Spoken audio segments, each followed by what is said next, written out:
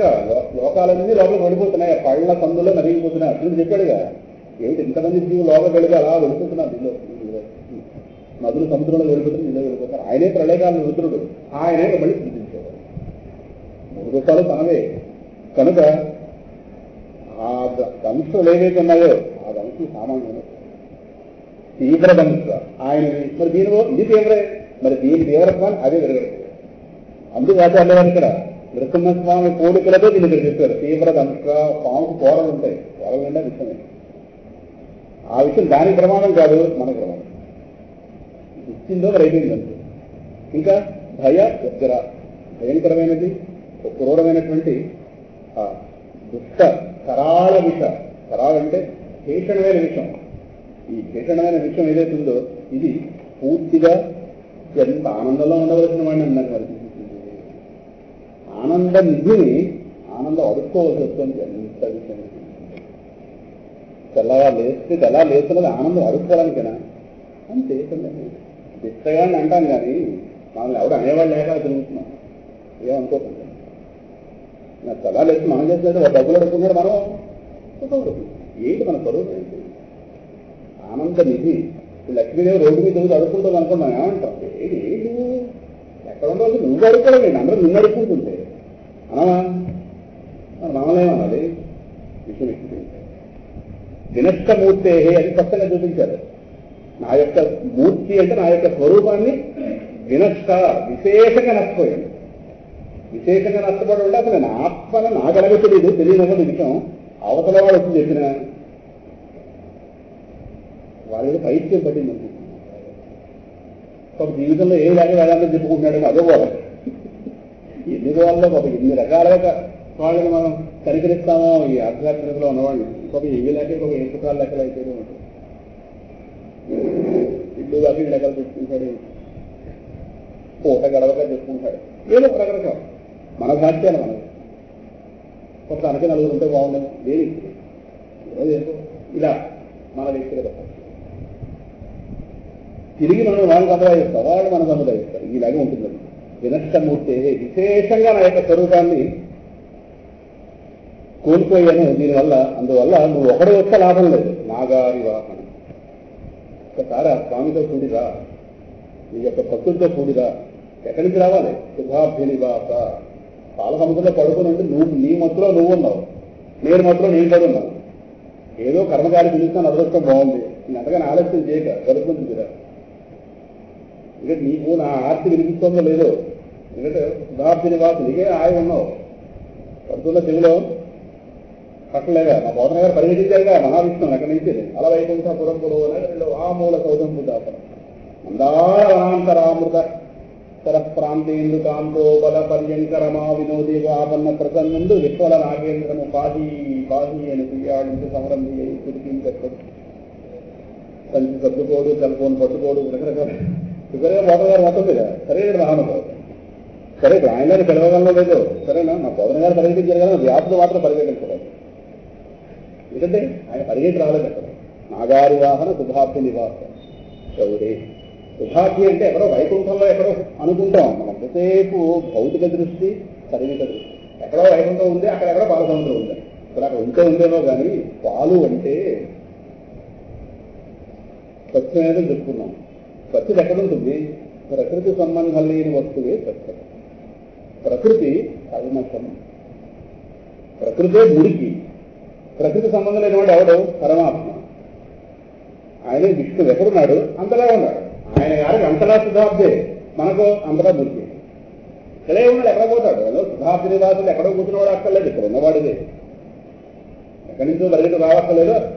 మా స్వామి ఎక్కడి నుంచో పరిగెత్తి రావాల్సిన కర్మ వాడికి పట్టలేదు, వాడు పరిగెత్తి రావాల్సిన పని లేదు, పరిగెత్తి రాలేడు కూడా.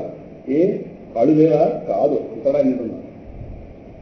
పరిగెట్టించడం అంటే సరే ఎందుకు పరిగెట్టించరావా, అది వేరే సంగతి. కానీ వాడు కూడా వాళ్ళు పక్కన పెడదాం, పరిగెట్టాల్సిన పని లేదు. నిండిపోయి ఉన్నవాడు వ్యక్తమైతే కాదు.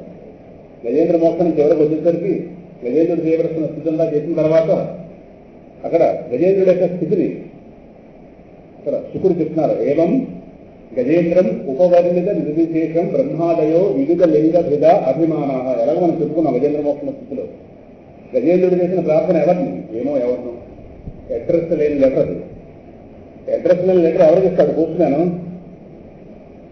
అలా ఉంది ప్రార్థన. ఎందుకంటే నామరూపాలు లేవు అక్కడ. ఒకనొక పర్టికులర్ గాడ్ కాదు అది.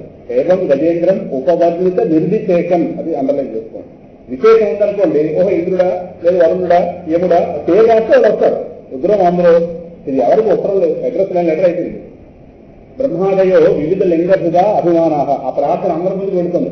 బ్రహ్మగారు అన్నాక ఇది నా గురించి కాదన్నారు. అదేంటే మీ గురించి ఎందుకు కాదు? ఎందుకంటే ఆయన బ్రహ్మ అనే ఉపాధికి ఆయన కావాల్సింది. ఇంద్రుడి ముందుకు వెళ్ళింది ప్రార్థన. అదే నన్ను కూడా కలదు ఆయన. మీరెలా చెప్పారు? ఇంద్రుడే నేను కాదాల్సింది మనకుంది. మనకు ఎలాగైతే దేహ కాదాల్సింది మనకుందో వాళ్ళకి ఆ దేహం కాదాల్సింది. లింగ భిద అభిమానాహ, వాళ్ళకి నేను ఫలానా దేవత, నేను ఫలానా లోకానికి అధిపతిననేటటువంటి అభిమానాలు వాడుతున్నాయి. ఈయన ఎవరు పిలిచాడో తెలియదు. సృష్టి కారణమైన వస్తుంది. సృష్టి కారణ వస్తుంది. ఎవరికి జనించి జగము ఎవరి లోపల నుండి. ఓం నమో భగవతే తస్మై యత ఏతచ్చిదాత్మకం పురుషాయ ఆదిబీజాయ పరేశాయ అభిధీమని యస్మిన్ నిజం యతస్థేదం ఏనేదం ఇదం స్వయం యోస్మాత్ పరస్మాత్ పరమ సంప్రపద్యే స్వయం శుభం. ఎవరు తెలుస్తుంది? మూల కారణం కలిగింది. అప్పుడు ఎవరు స్పందించాలి? నైతే యదా ఉపసృతులు నిఖిలాత్మకత్వ తత్ర తత్ర, అది అంతర్లింది. అక్కడే అఖిల అమరమయ హరి ఆవిరాసి. సర్వదేవతాత్మకుడైనటువంటి హరి అక్కడికక్కడే వ్యక్తమయ్యాడు. స్పష్టంగా ఉంటుంది. పరిగెట్టుకు రావడం అన్నది లేదు. వ్యాప్తిభావం అక్కడ అక్కడే ఉన్నవాడేగా. ఎవరైనా అఖిల అమరమయ సర్వదేవతాత్మకుడు, సమస్త దేవతలుగా ఉన్నది ఎవడు వాడు? హరి. హరి అంటే కళాత్మలు, కోతి, ఇంద్రుడు, సింహం, ఇవన్నీ కూడా నానార్థాలే.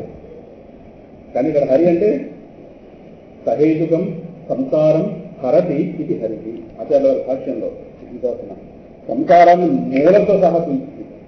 వాళ్ళు ఎలాగో వస్తుంది, సంసార వృక్ష మగబీజం ఎలాగో వస్తుంది. ఇది హరినామస్మరణ చేస్తారు. ఆ హరి అక్కడ తత్ర అఖిల అమరమయ హరి ఆదివాసి. ఆ తర్వాత సంతద్వత్ ఆర్తముఖలభ్య జగన్నివాస స్తోత్రం నిశమ్య దివిజై సహ సంస్కృవర్తి.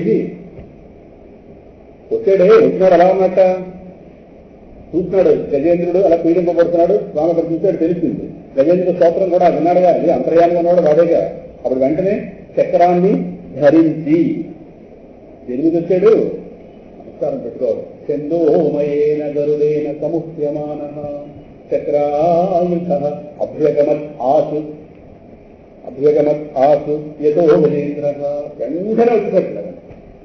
ఆసు శీఘ్రంగా, అసలు ఏం ఆలోచన చేయకుండా ఎలా వచ్చాడు? చందోమయేన గరుడేన ఇది వచ్చాడు. అందుకు చెప్పడం ఛందస్సులో అంటే వేదములు. గరుడాల వారు వేద స్వరూపుడు. స్వామి వేదం మీద వస్తాడు అంటే మళ్ళా ఏదో కోటరు మనకి కోటరు ఉన్నాయని తప్పిందని అర్థం కాదు.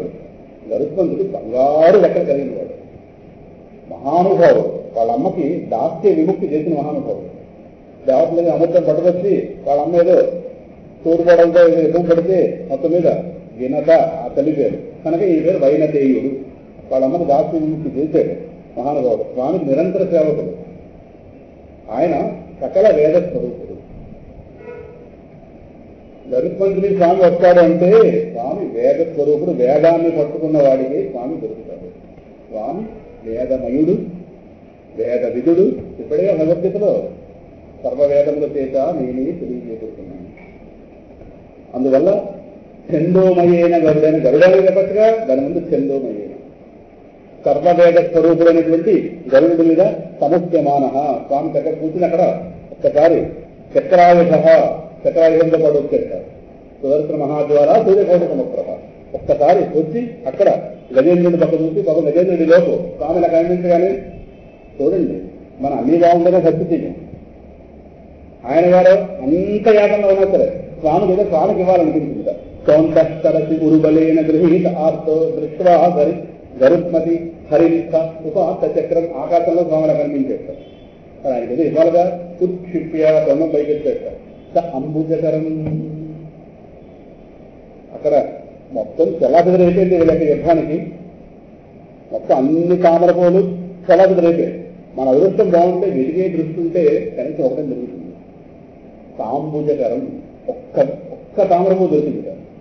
ఈ అదృష్టం బాగుంది. ఆ తామర పువ్వు పట్టుకుని ఒక్కసారి ఉక్షిప్య తొండం కాస్త పైకెత్తి గిరమాహ కృష్ణారాయణ అఖిల గురో భగవన్ నమస్తే. ఈ గజేంద్రుడు స్మరించుకుంటే మాన పాపాలు పోతాయి.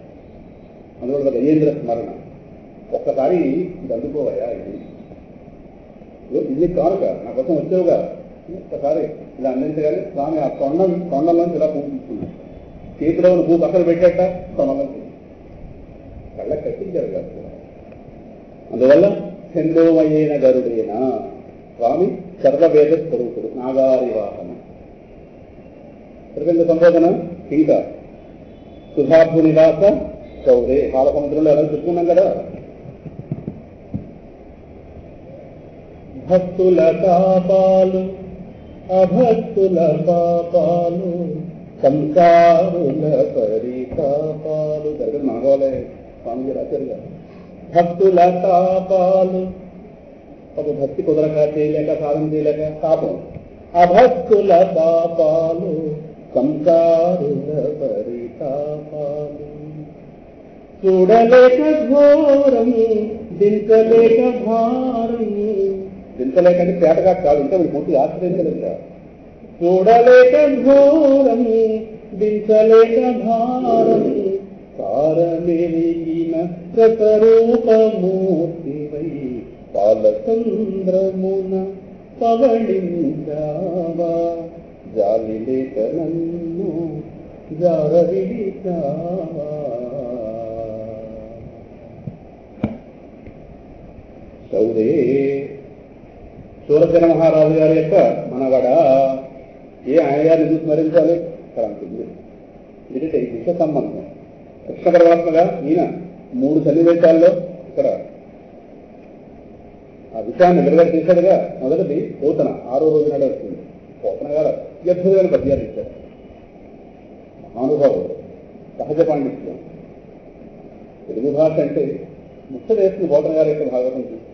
ఇంత అందమైన భాషకి దూరం అయితేమా అది తెలుగా లేదంటే జంధ్యాల పాదశాస్త్రి గారు అన్నట్టుగా పోతన గారు పంచదారనే పోసారా అక్షరాల కింద. పంచదాక్షరాలు పోసుకుంటుంది. పంచదారనే అక్షరాల కింద పోసేవా పోతన, లేదంటే అక్షరాల భాషలోకి భక్తి చేరడంతో మరీ మాధుర్యం వస్తుంది. అక్కడ అంటారు పరమాత్మకి 6వ రోజు ఈ వ్యక్త పాలు పేరుతో విషయం పెట్టిందిగా. ఈ విషయం ఆయన ఏం చేయగలరు? ఏది చేయలేదండి. ఏం చేయాలంటే విషధరపు బ్రహ్మలోకి విషగళ సతునికి విమల విషతనికి విషభవ జనకునికి విషకుచను విషమోనుక విషమే కలపను విష విష విష విష విష విష. ఈయన గారు రెండుట సామాన్యుగా ఈయన గారికి ఎందుకు ఏం అవ్వలేదంటే ఏరియాలో ఉన్నవారు 6వ రోజున. ఈయన గారి యొక్క వాహనం ఎవరు? విషధర రిపు. విషాన్ని ధరించిన వారి శత్రువు ఎవరు? గరుత్మంతుడు. ఆయన గారు వాహనంగా అది తిరిగి పిల్లవారికి ఇబ్బంది లేదండి అన్నారు. తర్వాత విషగళ కపునికి. ఈయన గారు ఎవరు? విషయాన్ని గళంలో పెట్టుకున్న వారికి స్నేహితుడు. పరమశివుడు గారి బెస్ట్ ఫ్రెండ్. మా ఫ్రెండ్ ఇబ్బందిలో ఉంటా ఊరుకుంటాడా? అలా కాబట్టి మా వాడికి భయం లేదండి. ఏమయ్యా పాలు నేను తాగేస్తాను. అక్కడ పరమాత్మ పూటను చూడగానే కళ్ళు ఒక్కసారి ఇలా మూసేస్తారు, రెక్కలు ఇలా వేసేస్తారు. ఆ రెక్కలు వేసిన దానికి 3 భాషలు కాదు. అందులో ఒకటి బాగుంటుంది. కళ్ళు మూసుకున్నట్ట. కళ్ళు మూసుకుంటే పరమశివుడిని తలపెట్టాడు. పాలు నేను తాగేస్తాను, విషయం స్టార్ట్ అవ్వగానే నువ్వు నోరు పెట్టి అక్కడ నేను పక్కకు నీకు ఎలాగో అలవాటు. గోల్డ్గా లోపల దానికి కొంచెం కలుపు లోపల పెట్టుకో. మాకు పాలు మాత్రమే సుధాభునివాస, నాకు పాలు కానీ కూడా అలవాటు లేదు కదా, అందువల్ల సగం పని ఉంచి సగం పని నేను చేస్తాను అన్నట్ట పరమాత్మ ఆ కళ్ళు ఇలా వేయడం. మహానుభావులు పరమాత్మ యొక్క ప్రతి కదలిక అనంతమైన భాష్యాలు ఇచ్చింది. కృష్ణావతారం పరిపూర్ణ అవతారం. సరేనా? అందువల్ల ఈయన గారు విషగలుడు యొక్క శకుడు కదా, అందువల్ల పెద్ద ఇబ్బంది లేదని ఇంకా పర్వాలేదు. విమల విష సయ్యరించి. విమల విష అంటే ఆదిశేషుడికి హాయి పడుకున్నవాడు. విషయం అంటే భయం ఉంటే ఆదిశేషుడు ఎందుకు పడుకుంటాడు? అందులో విషయం అంటే వెళ్ళాలి భయం లేదని మీరు కంగారు పడుతుందని బోధ గారు మనధైర్యం చెప్తున్నారు. ఇంకా విషభావభావ జనకునికి. విశ్వరూపమైన ఈ సంసారాన్ని తయారు చేసిన వాడు ఎవడు? బ్రహ్మగారు. ఆయన ఆయన పుట్టించిన వాడు. విషభవ విషతుల్యమైన ఈ సంసారానికి భవ పుట్టిన స్థానం ఎవరు? బ్రహ్మగారు. ఆ బ్రహ్మగారికి భవ ఆయన పుట్టిన స్థానం. విషయాన్ని సృష్టించిన వాడికి సృష్టికర్త కదా, ఏం పర్వాలేదు కంగారు పడకండి, ఆయనేనండి పిల్లాడు, ఈ విషయం ఏం చేయలేండి అని పోదనగారు అంతా ధైర్యం చేస్తున్నారు. విషభవ జనకునికి విషకుజ తను విషము కొనుక విషమే కలపన్. ఇగో ఈ పూత ముందే విషమ్మని కుటుంబంలో నింపుకొని వచ్చింది కదా, ఈ వీడి యొక్క ఆ తనముల నుండి వచ్చే పేల్చబడిన విషయం ఒక విషయమైనా. మీరే కంగారు పడకుండా పిల్లాడు అలా కనిపిస్తాడు. ఈయన గారికి వెనకాల 2 మంది ఉన్నారు, వాళ్ళందరూ ఈయన గారికి ఇబ్బంది జరగనివ్వరు, హాయిగా పిల్లాడు క్షేమంగా బయటకు వస్తాడని చెప్పి జరగబోయే సన్నివేశం మనకైనా భయానకం అవుతుంది అని పోతన గారు ముందు ధైర్యించారు. పోతన గారి భాగవతం, పోతన గారికి కొన్ని భావాలు చేరడంలో యజ్ఞస్కందానికి మరీ అందం. అందుకే పోతన గారి భాగవతం సమేతంగా వ్యాస భాగవతాన్ని మూలానికి ఇబ్బంది కాకుండా చదువుతుంటే మూలంలో చాలా రహస్యాలు ఉన్నాయి, వాటిని గ్రహించి పోతన గారు తన భావాలను కూడా కలిపి భాగవతానికి అందం తీసుకొచ్చారు. భాగవతంలో ఆయన అందం పొందారు. అందువల్ల ఈ విధంగా పరమాత్మ అక్కడ ఒకసారి విషయం మీద విజయం సాధించాడు. తర్వాత అఘాతుర రథ పిల్లలందరూ కూడా అప్పుడే పరమాత్మకి ఇంకా వీళ్ళు కులవృత్తి నేర్పారు. అప్పటిదాకా ఇళ్లలో దొంగతనం చేస్తున్నారు, దొంగతనాలు అని కులవృత్తిని ఇంట్లో ఉంటే పాడైపోతాడుగా వీళ్ళకి చేస్తారు. అందువల్ల ఆ బయలుదేరుతుంది ఊరంతా హడావుడు. వాళ్ళు ఏ గేడు పట్టుకోవాలో క్యారేజ్ కట్టింది, వాళ్ళ అమ్మ శుభ్రం తయారు చేసింది, సాయంకాలం దాకా ఏ అవసరాలో మొత్తం అన్నీ చెప్పింది. దాంతో వీళ్ళందరితో పాటు బయలుదేరారు. బయలుదేరుతుందా ఆ పిల్లలు కాస్త వాళ్ళ సౌభాగ్యం చూసి దేవతల మీద అనుకుంటున్నారు. పరీక్ష మహారాజు గారికి సందేహం ఏర్పడింది, ఏమిటది మహా యోగులు కూడా రాదే, ఆ పిల్లలు ఏ భాగ్యం చేశారు? వాళ్ళు పరమాత్మను గుద్దుతున్నారు, మధ్యలో పరమాత్మలో చూస్తున్నారు, ముందు పరమాత్మ ఇలా పట్టుకుంటున్నారు, పరుగుబంధం పెట్టుకుంటున్నారు, పరమాత్మను ఆవాడుతున్నారు.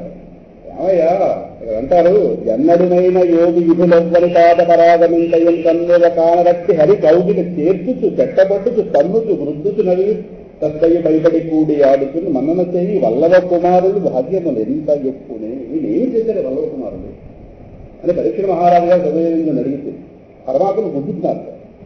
పరమాత్మను ఏనుగన్నా ఏనుగు ఏమడుతుందని ఆట ఆడుతున్నారు సార్. అంటే పరమాత్మ ఆట వస్తువుగా చేస్తున్నారు. జగత్తు మొత్తాన్ని ఆట వస్తువుగా తీసుకున్న పరమాత్మ ఆట వస్తువు. ఏమిటి వల్లవ కుమారుడు ఇంత సౌభాగ్యం ఏమిటి అనగానే అక్కడ సుఖయోగేంద్రుడు వాళ్ళు చేసిన తపస్సులు సామాన్యం అనుకుంటున్నారా? ఈ జన్మల్లో ఎన్ని ఆటల్లో కూడా తపస్సులు చేస్తే అంటే ఎవరి యొక్క పాదపరాగం ఇంత కూడా చూడలేని, చూద్దామన్నా సరే చూడడానికి అవకాశం లేని బ్రహ్మాది దేవతలు కూడా నిత్యం పరమాత్మ గురించి నిరంతరం పరమాత్మకి సన్నిహితంగా ఉంటే ఉండొచ్చు కాక పరమాత్మ దర్శనం కావాలంటే వాళ్ళకే అవ్వటం లేదు. అటువంటి వాళ్ళు ఇవాళ పరమాత్మను ఇలాగా ఒక చిన్న పిల్లవాడిని కనిపించు కానీ బాల్య చేష్టలతో వాళ్ళ పరమాత్మను అసలు పరమాత్మ గ్యాప్ లేకుండా అసలు భగవంతుడు తెలిసి వాళ్ళు అలా ఉండరు. మా యుద్ధము కొడుకు మా నాయకుడు తీసుకెళ్తున్నారు, ఒళ్ళు మధ్య పరమాత్మ వారితో తిరుగుతుంటే కథ ప్రియ అని గోపికలు పిలుస్తుంటే, గోపాలను పిలుస్తుంటే వ్రజజనాప్తిహన్ వీరయోషిత నిజ జనస్మయా ధ్వంసనస్మిత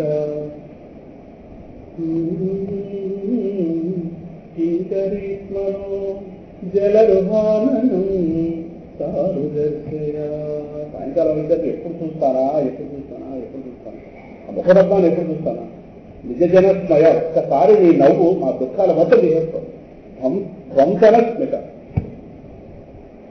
నీ యొక్క నవ్వుందే ఎన్నో ధ్యానాలు చేస్తే కానీ పోని మనోభావం నీ నవ్వు చూస్తాడు. కృష్ణుల యొక్క నవ్వు కంటేనే చేస్తుంది. కృష్ణుని వాళ్ళ కృష్ణుడు వ్యాధుడు ఉందని మళ్ళీ ఆయన ఏడ్చినా నవ్వే, ఎందుకంటే నవ్వే ఏడ్చింది అక్కడ.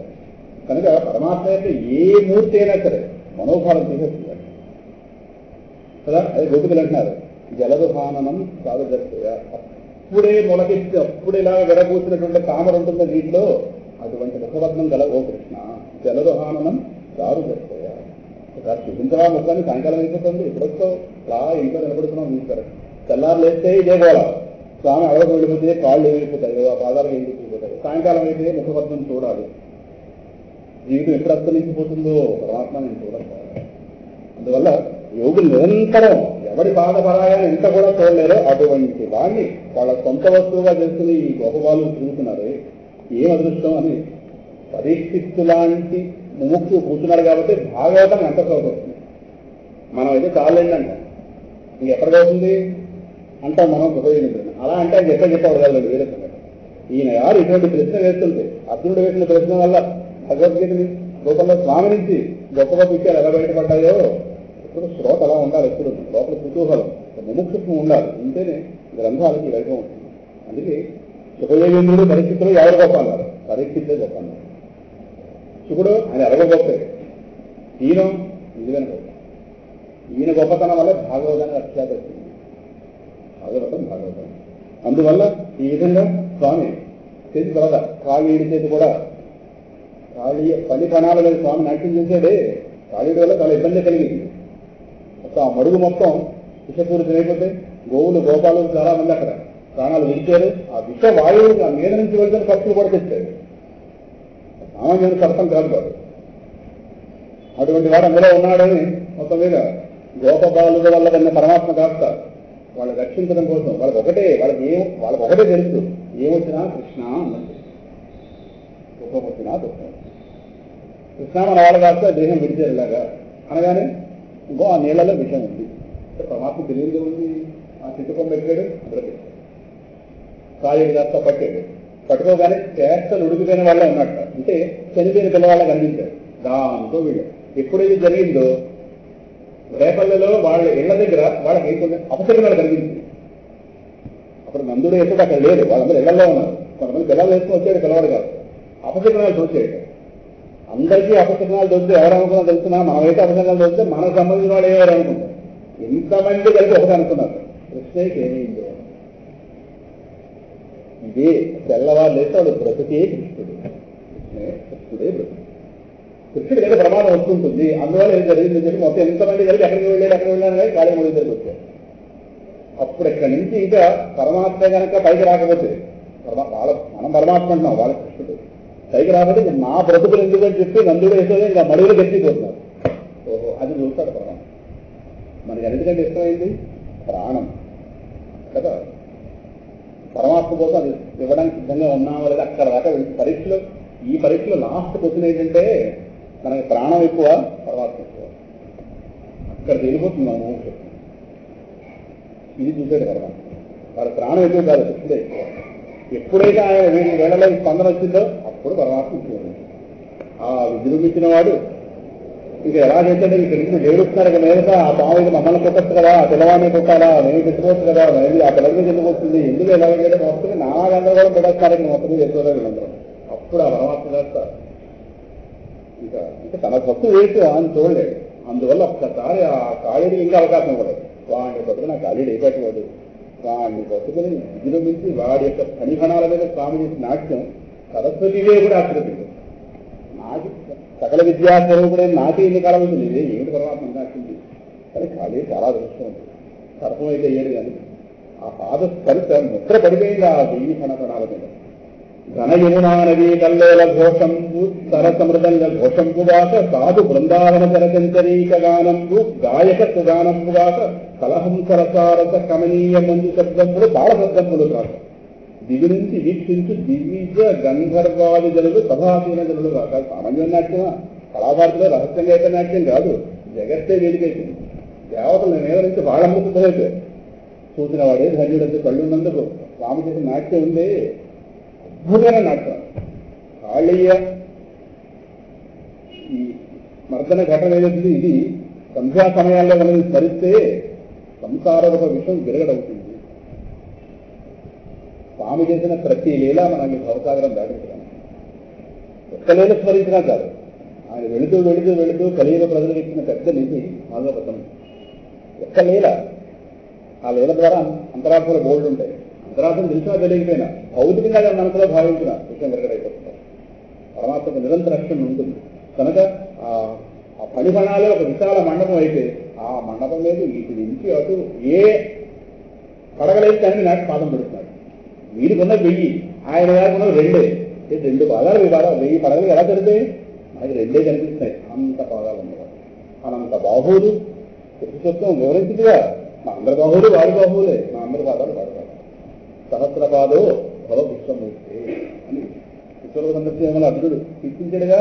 అందువల్ల వాడు ఏది లేకపోతే దాని లేదు.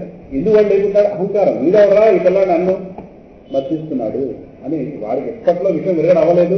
చివరికి ఆ భార్యలు కాస్త వచ్చి భాగవతంలో కాళీయ పద్ములు చేసినటువంటి స్తోత్రం అద్భుతమైన స్తోత్రం.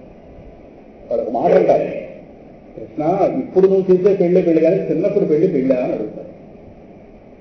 నువ్వు ఇప్పుడు మమ్మల్ని అనుగ్రహించి నా భర్తను బతికిస్తే ఇది అని పెళ్ళి, అప్పుడైన పెళ్ళో నువ్వు వీడికి అందించావనుకో అయితే ఇంకేం పెట్టి భర్తలు ఎన్నివాడు అవుతాం. అందుకే వాళ్ళు ఒకరు వాళ్ళకి పిల్లలు పడుతున్నారు. పిల్లలను చూడగానే అవతల వాళ్ళని కలుగుతారు. ఎంత హ్యూమన్ సైకాలజీ. పిల్లల్ని ఎదుర్కొండా పెట్టి వీళ్ళ తండ్రులు ఎన్నివాడు చేస్తావా. అప్పుడు పరమాత్మ వారికి విషయం వెరగడైంది. వాడు కూడా పరమాత్మ చరణాగా చేశాడు. చేయడంలో మొత్తం మీద అప్పుడు ఆయన గారి కర్తవ్యాన్ని బోధించి ఇక్కడి నుంచి వెళ్ళిపో అని చెప్పడంలో మొత్తం మీద కాళీయ మర్దనాన్ని కూడా ఒకసారి ఈ కౌరే అనేటటువంటి నామం సహాయంతో ఒకసారి స్మరించుకున్నాం.